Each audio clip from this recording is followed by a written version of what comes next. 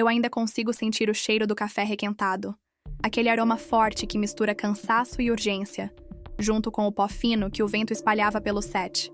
As luzes aqueciam o ar, e cada passo que eu dava sobre o chão de cimento ecoava como um lembrete de que não havia espaço para erros. Corria de um lado para o outro, desviando de cabos, ouvindo o estalar das fitas adesivas sendo fixadas no cenário, o ranger de um tripé mal ajustado. Era mais um dia caótico de gravação, mas para mim, aquele não. Era qualquer dia. Se tudo desse certo, poderia ser o impulso que eu precisava para mostrar que era capaz de comandar algo grande. Eu estava ajustando o microfone de um ator quando ouvi.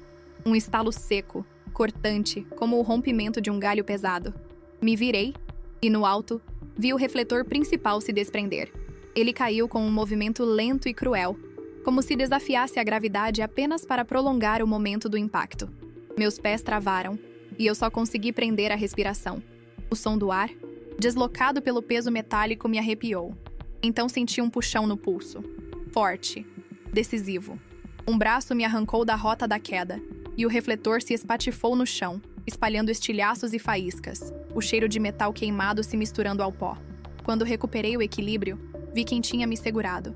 Kenji Hayasaka, o investidor.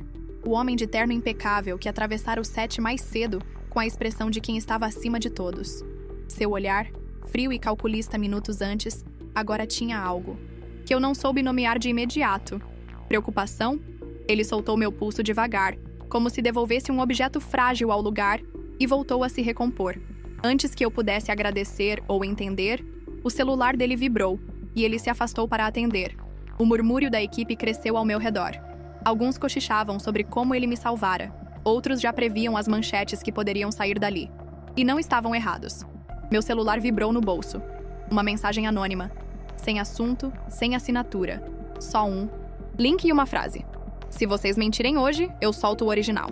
Meu estômago revirou. O link abria um vídeo pausado. Kenji, visivelmente mais jovem, ao lado de uma pessoa cujo rosto fora borrado. Mas eu sabia quem era.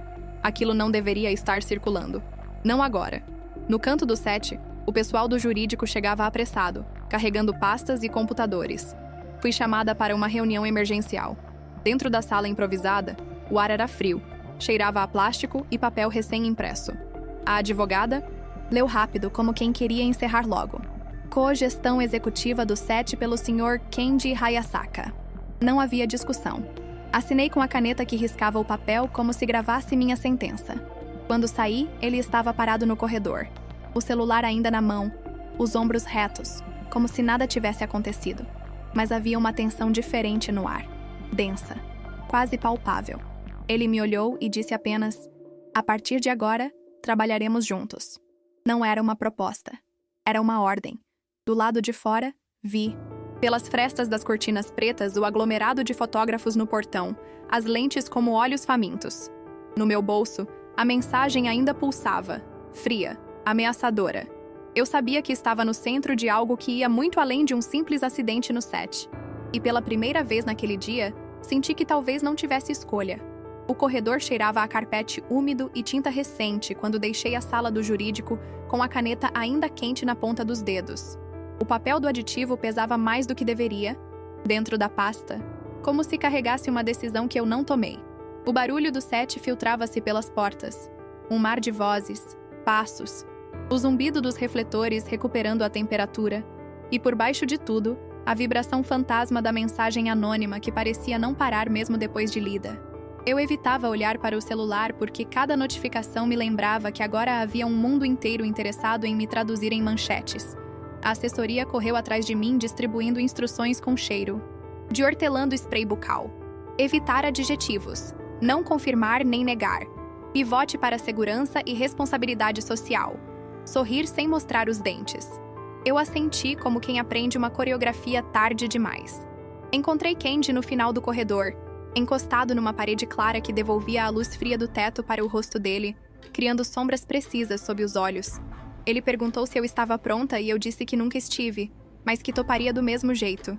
Andamos lado a lado até a sala onde montaram a coletiva e a primeira coisa que senti foi a temperatura.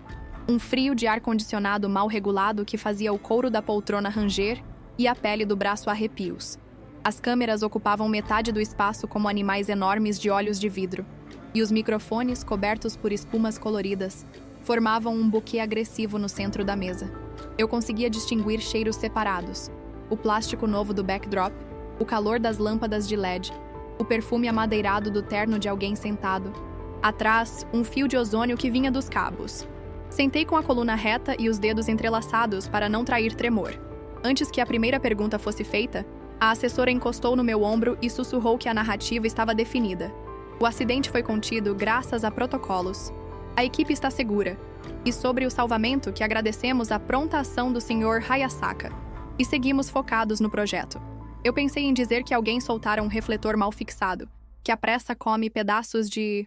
Atenção, que o set vive de soluções improvisadas e de culpas silenciosas. Mas engoli. O que importava agora era sair inteira. As perguntas vieram como pedradas polidas. Se houve negligência, se havia um relacionamento, se o patrocinador interferia na criação, se eu temia represálias por trabalhar em cogestão. Eu respondia com frases calculadas e imagens concretas porque era a única forma de parecer honesta sem abrir flancos. Falei da equipe de rigging, revisando cada ponto de fixação do plano em helicoidal que seria mantido quando o vento permitisse, da importância de cumprir cronograma sem sacrificar segurança. Quando perguntaram sobre romance, olhei para a luz mais alta do fundo da sala, uma lâmpada que tremia quase invisível, e disse que meu compromisso ali era com a entrega, com a dignidade do trabalho de todos, e que qualquer outra leitura pertencia ao território da fofoca. O murmúrio correu como vento por grama alta. Kendi falou pouco. A voz dele tinha um grave que não. Aparecera antes, talvez pela proximidade dos microfones, talvez por causa de algo mais pesado. Ele repetiu que a segurança era a prioridade, elogiou a equipe, e quando um repórter insistiu no vídeo antigo que circulava, os músculos do maxilar dele travaram por um instante antes de dizer que não comentaria conteúdo editado fora de contexto. Meu celular vibrou nessa hora. Uma vibração curta que atravessou a mesa como faísca. Olhei de relance e vi uma nova mensagem do número sem identificação, trazendo 3 palavras e uma localização. Hoje, 19 horas. Terraço. Sozinha. A pele do meu pescoço ficou gelada. Quando a coletiva terminou e as luzes foram desligadas, o ar pareceu recobrar densidade, como se pudéssemos finalmente respirar ar de verdade e não o vapor da atenção pública. No corredor, a assessoria queria combinar a saída para evitar fotógrafos.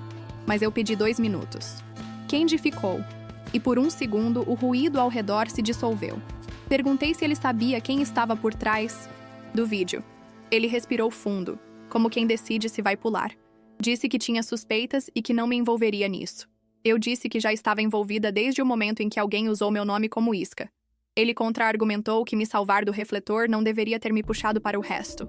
E foi a primeira vez que o vi parecer humano sem o verniz do executivo. Havia cansaço nos olhos dele, e um cheiro quase imperceptível de chuva que começava lá fora chegou até nós, anunciando que o céu desabaria em breve. Voltamos ao set para um giro rápido. O drone estava de volta ao case, a equipe recuperava o ritmo, e eu caminhei tocando levemente cada base de tripé como quem confirma que as coisas ainda obedecem à gravidade. A diretora me puxou de lado e sugeriu uma medida que eu temi desde o primeiro instante em que sussurraram manchete. Converter o boato em estratégia. Aceitar uma aura de romance controlado para desarmar a caça. Eu senti a garganta secar com gosto de alumínio e disse que... Não sou argumento de marketing. Ela disse que eu era, querendo ou não, parte da história que as pessoas consumiriam junto com o comercial. A chuva desabou de uma vez, grossa, batendo na lona do galpão com um som que lembrava milho estourando. E o cheiro de terra molhada atravessou o espaço e me colocou de volta no corpo. Eu disse que faria o necessário para proteger a equipe, mas não seria moeda. Kendi ouviu e, para minha surpresa, concordou. Sugeriu que saíssemos separados, que a imagem do resgate ficasse sem sequência, que o silêncio às vezes diz mais que 1000 sorrisos. Agradeci com um aceno mínimo, e quando ele se virou para sair, eu o chamei pelo nome e disse que às 19 eu precisava estar em um terraço, sozinha. Os olhos dele se estreitaram e o som da chuva pareceu aumentar. Ele perguntou se era uma boa ideia. Eu respondi que não, e que exatamente por isso talvez fosse necessária. Na hora marcada, o céu estava um pano cinza rasgado por relâmpagos distantes. Subi as escadas do prédio vizinho porque o elevador pifara com a mudança de tensão. O corrimão tinha cheiro de ferrugem. e cada degrau devolvia o som dos meus passos como se outra pessoa subisse comigo. Quando empurrei a porta do terraço, o vento frio me golpeou e levou meu cabelo para o lado, e por um instante a cidade inteira se abriu como um mapa de luzes borradas pela chuva. O celular vibrou de novo, uma mensagem curtíssima que dizia apenas para eu caminhar até a borda e olhar para o prédio da frente. Eu obedeci, com o coração alto na garganta, e foi então que vi, numa janela escura do outro lado da rua, a luz de uma tela acendendo e a silhueta de alguém segurando algo que parecia uma câmera, enquanto duas figuras sentadas se contornavam em contraluz. Reconheci o corte de cabelo de uma delas, e o ar me faltou antes mesmo que eu admitisse que aquela sombra tinha o meu rosto. A primeira coisa que senti foi o frio cortante atravessando o tecido da minha blusa, colando na pele como se quisesse deixar uma marca. O vento vinha carregado de umidade e sal, mesmo tão longe do mar, e misturava-se ao cheiro de ferrugem do corrimão que minhas mãos seguravam com força demais.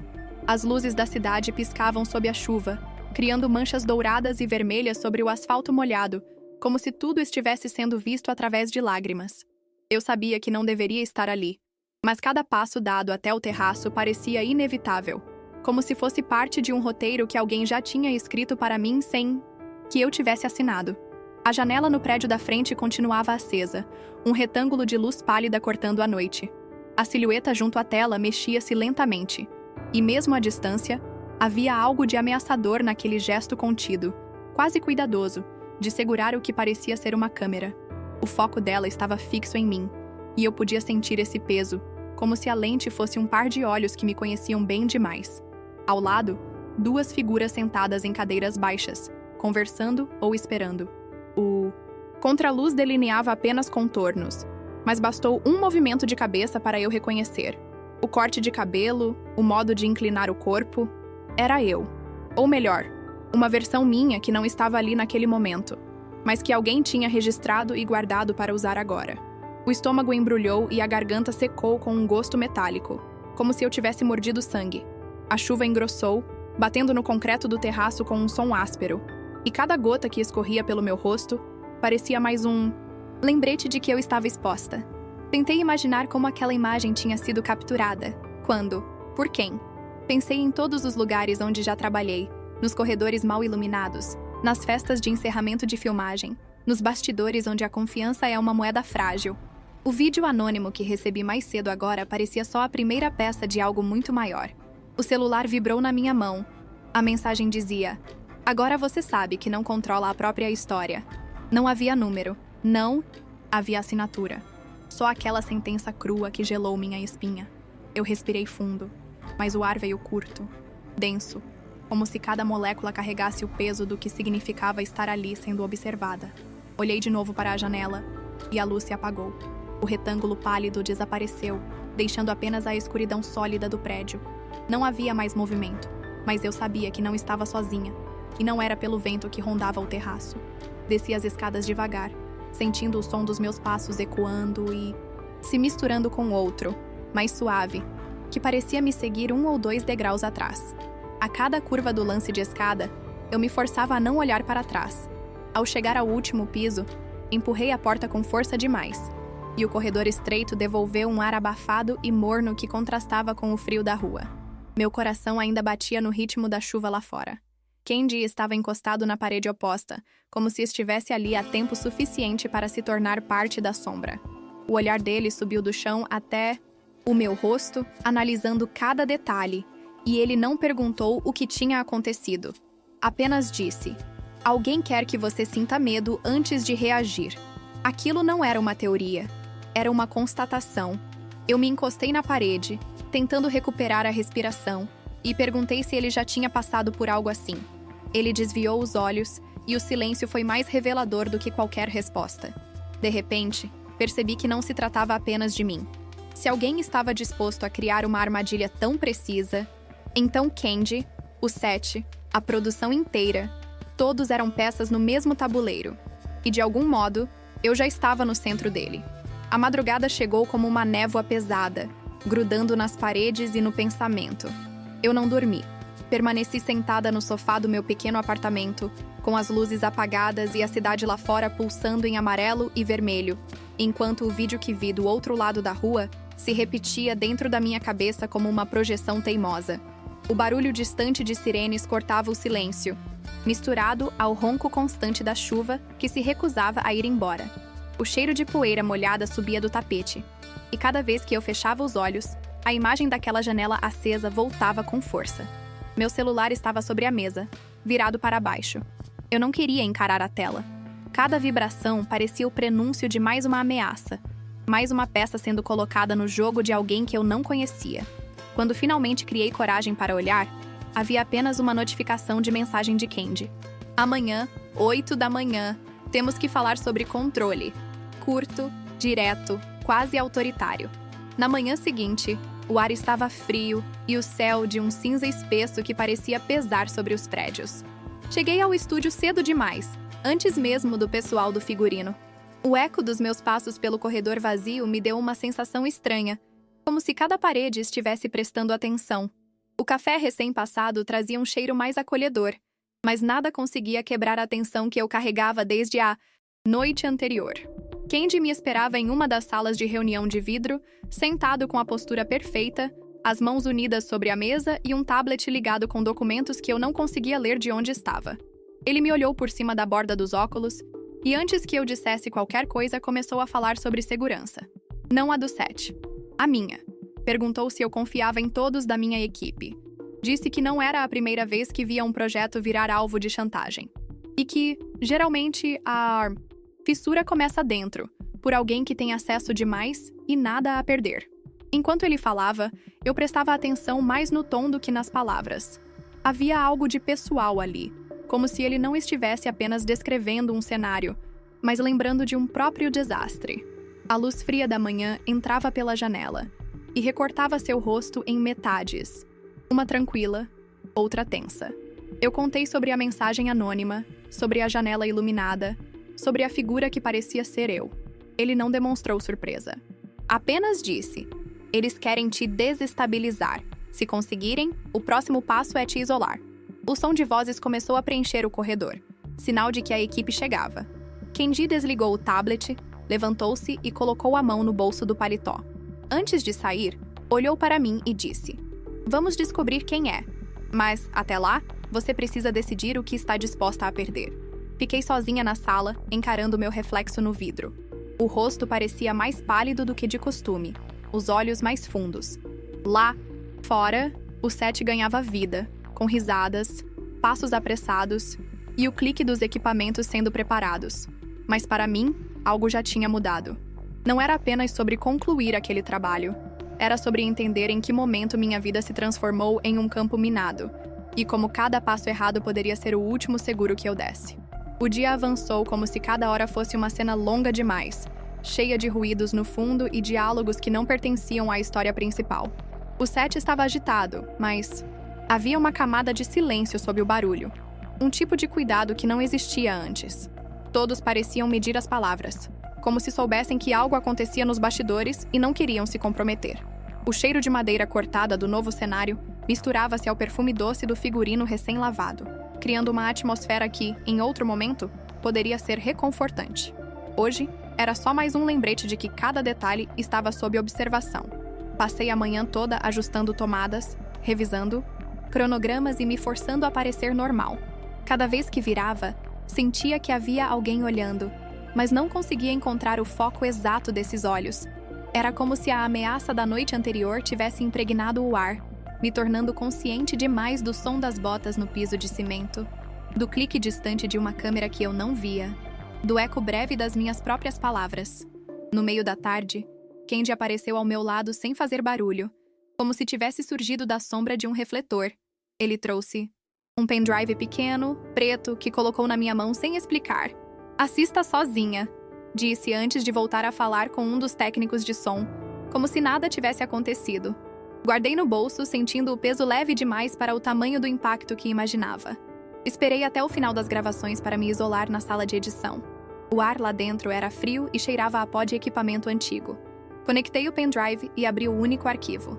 A tela mostrou uma sequência bruta, sem cortes, gravada de algum ponto alto e distante.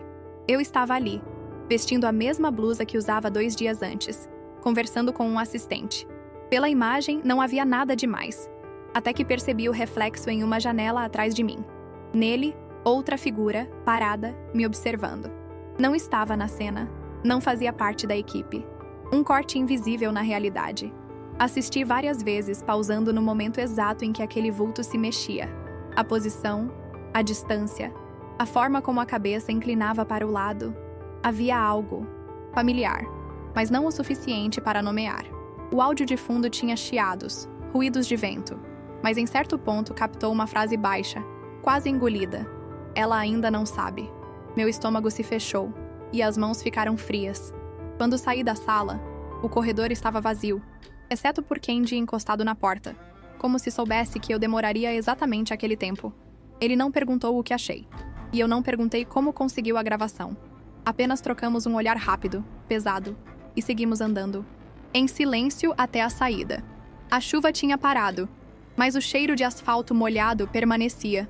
Naquele instante, entendi que alguém não só me observava, estava escrevendo a minha história de fora, cortando e montando cenas que eu nem sabia que vivia. O dia seguinte começou com um céu limpo demais para combinar com o peso que eu carregava no peito. A luz entrava pelas frestas da persiana e desenhava linhas claras no chão do meu apartamento, mas parecia uma iluminação falsa, como aquelas usadas para criar um clima ilusório em sets de gravação. Tomei um café forte, amargo, tentando afogar o gosto metálico que me perseguia desde a noite no terraço. No caminho para o estúdio, cada esquina parecia observada. Cada carro estacionado parecia conter alguém esperando. Quando cheguei, Kendi já estava lá. Ele me chamou para uma conversa rápida no camarim, mas trancou a porta assim que entramos. O ar era quente, impregnado de pó de maquiagem e perfume barato. Ele colocou sobre a mesa um envelope pardo, sem remetente que tinha acabado de receber. Dentro havia fotos minhas, algumas tiradas em eventos profissionais, outras claramente capturadas sem que eu percebesse. As mais recentes eram inquietantes. Mostravam-me sentada sozinha num café, andando pela rua, olhando vitrines. Todas com a mesma distância e ângulo, como se o fotógrafo fosse uma sombra que eu nunca notei. No fundo do envelope havia uma única folha impressa com uma frase. Hoje ela vai morder a isca. Kendi olhou para mim, sério, e disse que aquilo era um convite, mas também uma armadilha. Não sabíamos o que viria, mas se não reagíssemos, perderíamos a chance de identificar quem estava por trás. Ele sugeriu que eu fosse até o local indicado em uma das mensagens anteriores, o mesmo terraço, mas dessa vez preparada para virar o jogo. Passei o dia tentando agir normalmente no set. O som das conversas, o clique das câmeras, o aroma de café fresco vindo da cantina, tudo parecia mais intenso, como se meus sentidos estivessem calibrados para captar qualquer ruído fora do lugar. A cada intervalo, sentia o peso do envelope dentro da minha bolsa, como um lembrete físico de que algo me esperava ao cair da noite. Quando o horário se aproximou, deixei o estúdio sem me despedir de ninguém. A cidade tinha aquele cheiro particular de fim de tarde, mistura de escapamento, pão recém-assado de padaria e um leve toque de chuva que ainda não caiu. Subi as escadas estreitas que levavam ao terraço, e cada degrau devolvia o eco das minhas passadas de um jeito que me fazia acelerar o passo, como se alguém pudesse me alcançar por trás. Ao empurrar a porta, encontrei uma cadeira de metal posicionada exatamente no centro do espaço, voltada para o prédio da frente. Sobre ela, um pequeno gravador de voz, ligado, registrando o som do vento. Sentei-me, sem entender, e a fita começou a tocar. Uma voz masculina, baixa, quase íntima, dizendo meu nome. Depois, uma risada curta. E então, ela já está no quadro. Foi nesse instante que percebi a luz de uma câmera acendendo na escuridão do prédio vizinho. Aquele ponto vermelho da câmera brilhando na janela do prédio vizinho parecia mais vivo que todas as luzes da cidade juntas. Era um brilho pequeno, constante, mas que me atravessava como se fosse um holofote. O vento soprava frio, levantando meu cabelo e levando para longe o cheiro metálico da cadeira molhada de orvalho. Eu sabia que estava sendo filmada. E mais do que isso, sabia que quem estivesse por trás daquela lente queria que eu soubesse. Mantive-me sentada, tentando controlar a respiração para não parecer nervosa, mas meu coração batia tão alto que eu temia que o microfone do gravador captasse. Na fita, a voz masculina repetia meu nome, alternando com pausas longas, como se me disse cada reação minha. Então veio uma frase que gelou a espinha. Você já esteve aqui antes, lembra? O problema é que eu não lembrava. Ou talvez não quisesse lembrar. Olhei ao redor do terraço, tentando identificar qualquer sinal que me fosse familiar. As paredes baixas de concreto, as marcas escuras de infiltração, um cano enferrujado que saía do chão. Nada parecia especial, mas havia algo no cheiro do lugar. Uma mistura de mofo e fumaça antiga, que cutucava um canto esquecido da minha memória. Fechei os olhos por um instante e flashes desconexos surgiram. Risadas abafadas, o som de um copo quebrando, passos apressados numa noite chuvosa. Quando abri os olhos, a luz vermelha ainda estava lá, firme. Levantei devagar e caminhei até a borda do terraço, ignorando o impulso de recuar. Levantei a mão, como quem acena, e do outro lado, a luz da câmera piscou 2 vezes antes de apagar. O gravador parou sozinho, emitindo um clique seco. Foi como se a cena tivesse chegado ao corte final. No instante seguinte, ouvi passos atrás de mim. Rápidos, determinados. Virei de imediato, mas não havia ninguém. Apenas a porta do terraço balançando com o vento, rangendo nas dobradiças. Corri até ela, abri com força e desci os degraus. O som dos meus passos se misturava ao de outro par. Mais leve, mais rápido, que parecia manter sempre a mesma distância.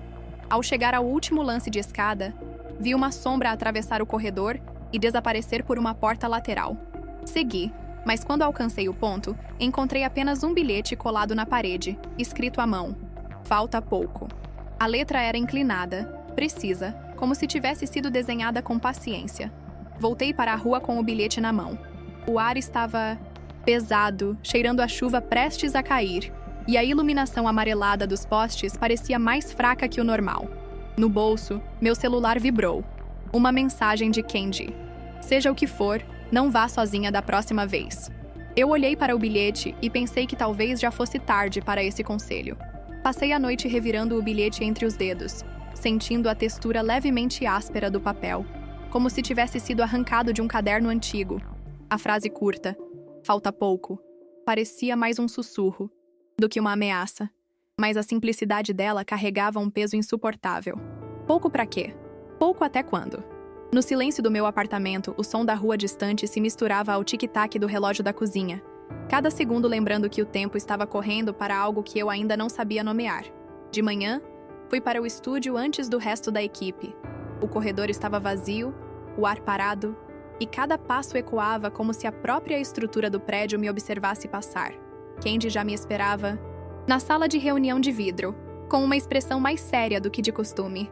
Sobre a mesa havia um laptop aberto e, ao lado, o gravador que encontrei no terraço. Sem dizer nada, ele conectou o aparelho e começou a reproduzir o áudio. A voz masculina soou de novo, baixa, quase íntima, repetindo meu nome. Mas dessa vez, sem o ruído da chuva, pude perceber detalhes que antes haviam passado despercebidos. Havia um leve sotaque e um eco no fundo que não pertencia ao espaço aberto do terraço. Depois de algumas repetições, a voz mudou de tom, como se estivesse falando diretamente para mim, mas através do tempo. Você sabe que foi ali que tudo começou. O sangue gelou. Senti um peso no peito e imagens desconexas começaram a invadir a mente. Uma festa improvisada, uma briga em voz alta. A sensação de estar sendo puxada pelo braço com força. O som de um copo quebrando. Não era uma lembrança clara, mas a sensação de déjà vu era sufocante. Kenji pausou a gravação e me olhou com um cuidado calculado. Disse que mandara analisar o áudio e que o eco de fundo indicava um lugar fechado, provavelmente um porão ou sala sem janelas. Isso significava que a cena que eu tinha presenciado no terraço não era ao vivo, mas uma gravação tocada para me confundir. Alguém tinha me colocado naquele cenário como parte de algo maior e estava reconstruindo uma história na qual eu já havia participado sem lembrar. Ele então me mostrou outra pasta no computador. Fotos do prédio vizinho, tiradas por um detetive particular. As janelas do último andar estavam cobertas por cortinas pesadas, mas no canto, uma câmera de vigilância apontava para fora, na direção exata do terraço onde estive. O cheiro de café fresco vindo do corredor invadiu a sala, mas o calor familiar da bebida não me trouxe conforto. Pelo contrário, Tudo parecia ainda mais frio. Se aquela gravação era de um lugar fechado, significava que o verdadeiro encontro ainda estava por vir. E se o bilhete dizia falta pouco, talvez o próximo passo fosse me colocar cara a cara com quem estava por trás de tudo. Saímos da sala sem trocar palavra. No corredor, a equipe começava a chegar, os sons habituais de passos, risadas e vozes enchendo o ar, como se o mundo estivesse normal. Mas para mim, nada mais era normal. Eu só conseguia pensar que, em algum lugar, alguém estava assistindo, esperando o momento exato para apertar o botão de play na próxima parte da minha história. O dia seguiu como se cada minuto fosse um ensaio para algo que ainda não estava no roteiro oficial. O set funcionava, as câmeras giravam, os atores recitavam falas e a equipe se movia no ritmo costumeiro. Mas eu sentia uma vibração diferente, quase imperceptível, como se todos estivéssemos atuando em uma peça invisível para a qual eu não lembrava de ter decorado as falas. A luz dos refletores aquecia o ar. O cheiro de cabos queimando misturava-se ao perfume adocicado de um figurino recém-passado. E eu tentava me concentrar no som dos diálogos para não me perder nos meus próprios pensamentos. No meio da tarde, um assistente deixou uma caixa pequena na minha mesa. Não havia remetente. A caixa era preta, com um laço simples, como um presente de última hora comprado sem afeto. Dentro, um envelope branco e uma chave de ferro fria ao toque, com um número gravado, 407. O bilhete, escrito à mão, dizia apenas: hoje, 22 horas. Traga a chave. Sozinha. Senti o ar ao meu redor mudar. Não era só o conteúdo da mensagem, mas a precisão do convite, ou da convocação. Kendi, que estava perto, percebeu minha reação. Mostrei a ele a chave e o bilhete. Ele franziu o senho. Pediu para eu manter o controle e não deixar transparecer nada para a equipe. Disse que seguiríamos o plano, mas que ele estaria por perto, mesmo que eu não o visse. As horas até a noite se arrastaram. A cada cena filmada, eu sentia como se a chave no bolso pesasse mais, como se quisesse me puxar para o destino marcado.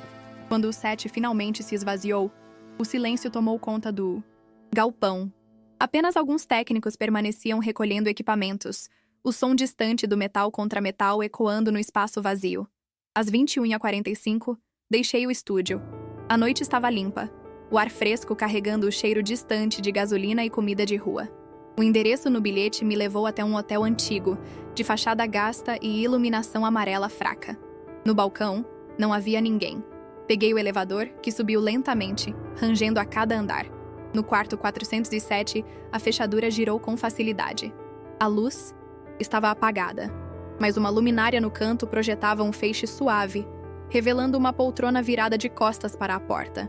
Sobre a mesinha ao lado, um gravador idêntico ao do terraço, já ligado. A voz masculina soou assim que entrei. Finalmente você chegou. A porta se fechou atrás de mim com um clique seco. O som da porta se fechando atrás de mim foi mais alto do que deveria. O clique seco reverberou no quarto como se fosse um aviso de que eu tinha cruzado um limite invisível. O ar estava denso, carregado de um perfume levemente amadeirado que não reconheci, misturado ao cheiro de madeira encerada do piso antigo. A luz da luminária projetava sombras alongadas nas paredes, e a poltrona, virada de costas, parecia esperar o momento exato para revelar quem estava ali. A voz no gravador continuou, calma, quase íntima.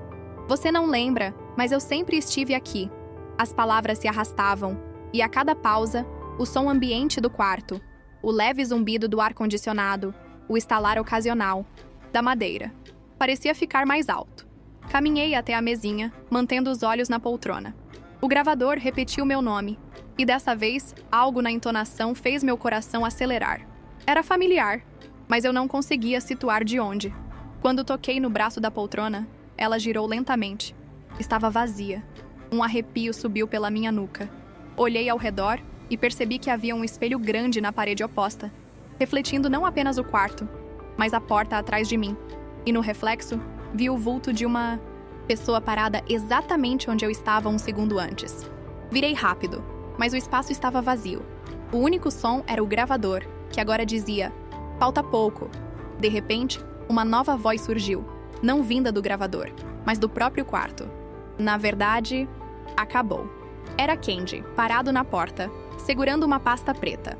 Ele entrou, trancou novamente e colocou a pasta sobre a mesinha. Abriu-a e espalhou sobre a superfície várias fotos, recortes e transcrições de mensagens. Tudo isso, disse ele, era para te levar até aqui, para você ver com os próprios olhos quem está no comando dessa história. Entre os papéis, havia uma foto minha, tirada anos atrás, em um evento que eu mal lembrava. Ao meu lado, sorrindo para a câmera, estava a mesma silhueta que eu tinha visto refletida no vídeo e na janela do prédio vizinho. Candy me explicou que aquela pessoa, um ex-produtor da empresa, tinha sido expulsa depois de um escândalo e que culpava a mim e a ele pelo fim da carreira. Cada passo, cada ameaça, cada cena montada havia sido parte de uma vingança meticulosamente planejada. Enquanto ele falava, percebi que algo na história ainda não fechava. Se tudo tinha sido arquitetado para me desestabilizar, por que eu sentia que havia mais camadas escondidas? Candy me entregou um pendrive. Aqui está a fita inteira, sem cortes. Assista quando estiver pronta. E saiu, deixando a porta aberta atrás de si. Fiquei sozinha no quarto, o gravador ainda ligado, repetindo a última frase da voz desconhecida. Você nunca controlou a própria narrativa. Desliguei o aparelho, mas a frase continuou ecoando dentro de mim, como se tivesse sido gravada direto na minha memória. Ao sair para o corredor, o cheiro de madeira encerada e o zumbido do ar-condicionado me acompanharam. O elevador desceu devagar, e cada andar parecia me afastar de algo que eu jamais conseguiria entender por completo. Lá fora, a noite estava fria e silenciosa, mas no fundo, eu sabia. Aquela história não tinha acabado, apenas tinha chegado ao fim do seu primeiro corte.